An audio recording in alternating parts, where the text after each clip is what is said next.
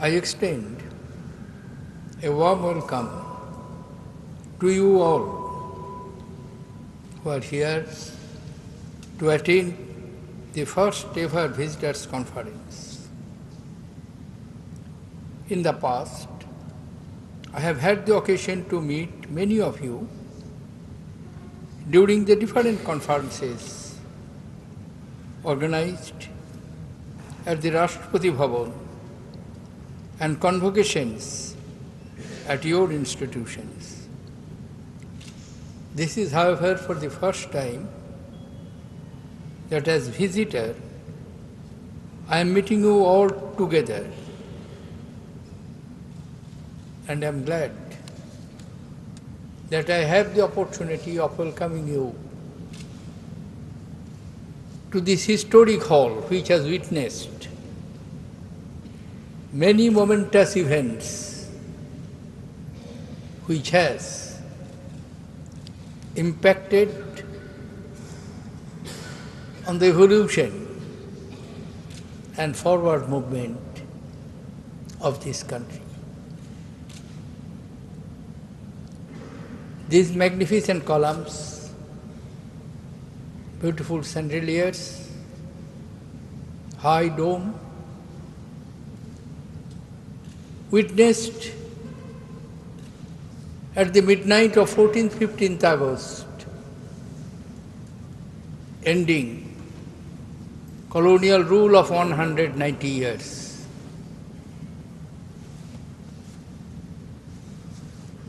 This all witnessed within 3 years of our independence, when we began our tryst with destiny, how India came out of dominion status and converted itself into the republic where the people of this country in the Constituent Assembly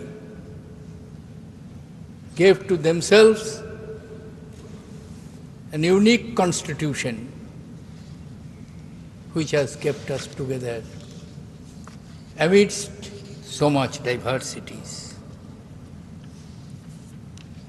I am glad to have the first visitors conference inviting all heads of the central institutions at this hall. Thank you for attendance.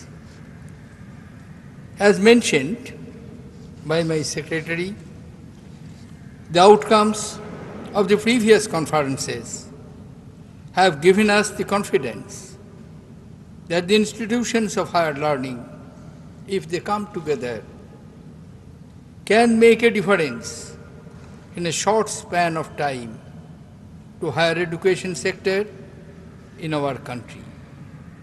With this shared belief, we are here today. I thank Honorable Prime Minister Sri Narendra Modi for his gracious presence, his enchanting speech, inspiring words. I have no doubt will set the tone for the deliberations during the conference. I take this opportunity to also place on record my appreciation for Srimati Smriti Jubin Irani, Minister for Human Resource Development, by steering various initiatives with purpose and energy. She has taken forward the education sector. I compliment the Prime Minister and the HRD Minister for the just launched programs of Imprint, a pan-IIT and IISc initiative. The 10 themes of this program identifying the immediate requirement of the society, will lay down the research roadmap for institutes of national importance. I call upon the academic leaders of institutes in social science and humanities domain to formulate a similar joint initiative for conducting research on themes of relevance to public policy making. Distinguished guests, ladies and gentlemen, it's true that the past 10 years have seen a vast expansion of the higher education infrastructure. However, low gross enrollment ratio at 21% in India as against the world average of 27% remains a cause of concern. A new education policy is being formulated. I am told that a process of consultation has commenced on 13 themes for school education and 20 themes for higher education. The new policy must alter the dynamics of the education sector and help us achieve the GER target of 30% by year 2020, a goal we cannot afford to miss. Distinguished guests, ladies and gentlemen, at the altar of expansion, quality should not be sacrificed. Greater number of institutions translate into greater number of seats, enhancing access and equity in higher education. However, it has generated a lively debate on reach versus excellence, quality versus affordability, and accountability versus autonomy. A calm assessment will make it clear to all stakeholders that we need both reach and excellence, quality and affordability, and autonomy with accountability. Increasing access in higher education through digital inclusion is a way forward. We should, without delay, think of taking modified MOOCs to the secondary education level. To skill India, we must design MOOCs that is interactive and offer vocational aspirations and opportunity to learn. This could revolutionize delivery of skills knowledge.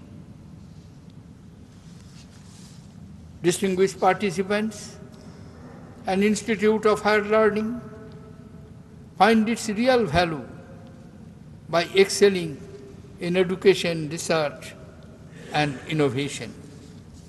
This calls for faculty development and augmentation of teaching resources across the board. This calls for inspired teachers, keen to learn students, and good physical and research infrastructure. This calls for a reliable and extensive ICT network. Some encouraging developments of the recent past that I can recall are intensification of exchange of faculty through format arrangements with foreign institutions, in addition to the memorandum of understandings that must have been signed by various institutions of higher learning. Over 80 MOUs with 50 overseas institutions have been signed during my visit abroad last 2 years. This demonstrates the interest and potential for collaboration with international institutions. Removal of bottlenecks and simplification of procedures for filling of faculty positions. Engagement of adjunct faculty and hiring of foreign experts. The global initiative for academic networks is a welcome step aimed at tapping the global pool of talented scientists and entrepreneurs. By encouraging their engagement with Indian institutes, we can augment our country's academic resources. Distinguished participants, it's good to see research moving center stage in our institutions of higher learning. This will, in near future, help us to meet the need for good faculty. A recent example is IIT Delhi, which has awarded 221 PhDs this year, the highest in a year so far. It has resolved to increase the number to 400 in the next few years. Such initiatives will not only lead to higher research quotient for the nation, but also improve rankings of the institutions. I congratulate them. Earlier, not a single Indian institution came within the top 200 institutions in international rankings. It seems that my persistent exhortation has paid off. Many of you have responded to my call. I am grateful for that.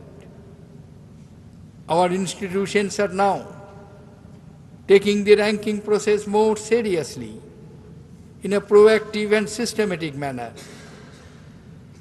In the QS World University Ranking 2015-16, Indian institutions have broken into the top 200 for the first time. I compliment Indian Institute of Science, Bangalore, which is ranked 147th, and Indian Institute of Technology, Delhi, ranked 179 for this achievement. If we provide enough funds to top 10 to 20 institutions for the next 4 or 5 years, we will soon see them stored into the top 100 places. The National Institution Ranking Framework, launched by the Ministry of Human Resource Development with an India-centric approach, is a step in the right direction. This initiative should enable Indian institutes of higher learning to realize their potential and emerge as world-class institutions. Ladies and gentlemen, knowledge is indivisible. We must follow a multidisciplinary approach that allows students to learn and seek knowledge holistically. Our institutions must impart education to the students that help expand their intellect, form their character, instill in them a spirit of service and love for motherland. It must equip them to face the struggles of real life. It must deepen the students' linkage with the society.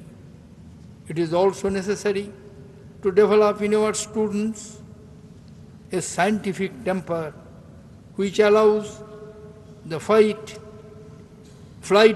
for imagination beyond the realm of guards, of grades and classrooms. Promotion of research at the undergraduate level would assist such an objective. Distinguished participants, the link between progress and innovation is direct. History is witness to many nations low on natural resources emerging an advanced economy only on the strength of rapid technological development. India today stands within a striking distance of realizing the dreams of dreams of the founding fathers of our nation. Indian youth are second to none in entrepreneurship. India serves as the fastest growing startup base worldwide and stands third with 4,200 startups and next only to United States and United Kingdom. The government has initiated the Startup India, Stand Up India campaign to incentivize the entrepreneurial ventures. Prime Minister's speech this morning, I have no doubt, will inspire the entrepreneurs to build up this campaign at higher level. Heads of institutes of higher learning must work towards creating an innovation and research network that will produce entrepreneurs and nurture innovations. The setting up of innovation clubs in over 60 central institutions in the last 2 years is a good beginning for a platform where novel ideas can be nurtured and innovators mentored to develop new products. In response to the decision taken in the conference of the Vice Chancellors of Central Universities in 2014, industry interface cells have been set up in many institutions. These cells are now lending vigor to activities like joint research, faculty exchange, and setting up of chairs and endowments. These cells can also interact closely with innovation incubators for monetizing ideas and research. The 45 Memorandum of Understandings signed with the industry yesterday takes us to the next level of partnership between industry and academia. Ladies and gentlemen, academic institutions are an important stakeholders for the socio-economic development of the nation. I had earlier asked central universities and NITs to adopt at least 5 villages and transform them into the model villages. I now extend my call to all the 114 central institutions. After identifying problems in the adopted villages, they must pull all academic and technical resources at their disposal to provide solutions that will enhance the quality of life of our countrymen. As we start the deliberations in this conference, I assure you of an exciting journey ahead in the world of education. Be ready for roadblocks, criticisms, failures, and successes. But continue to work with a fresh and positive mind. Do take heart from what Mahatma Gandhi said, and I quote, "First, they ignore you, then they laugh at you, then they fight you, then you will win." Unquote. And win, you will. Thank you, ladies and gentlemen. Jai Hind. Congress party tolerance पर भाषण देने लगी है। अरे डूब मरो आपको शोभा नहीं देता है।